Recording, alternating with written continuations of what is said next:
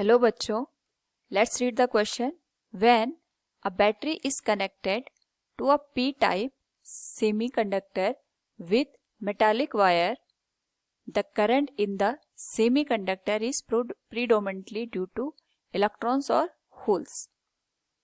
Now, first of all, we will discuss here the key concept,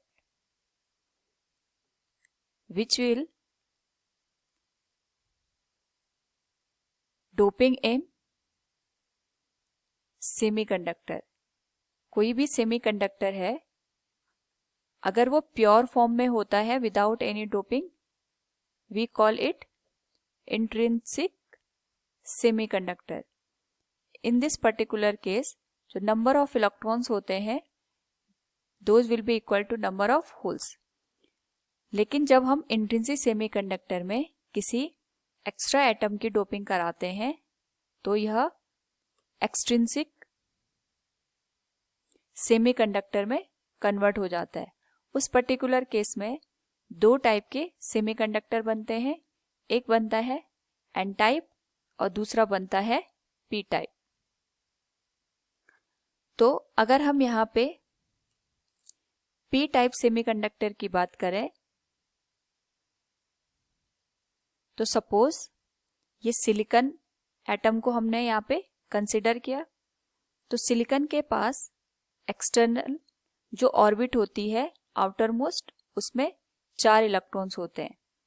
और इसमें अगर हम किसी ट्राइवेलेंट लाइक एल्यूमिनियम की डोपिंग करा देते हैं जिसके आउटर मोस्ट शेल में 3 इलेक्ट्रॉन होते हैं, तो उस पर्टिकुलर केस में यहाँ पर जो एल्यूमिनियम होता है वो सिलिकॉन के साथ यहाँ पे कोवैलेंट बॉन्ड बनाता है.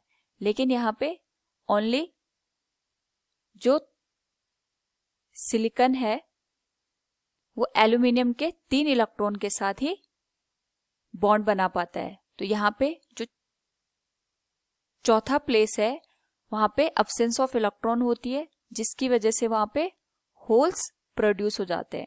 यानी जब भी हम पी टाइप सेमीकंडक्टर की बात करते हैं वहां पे number of holes are greater than number of electrons.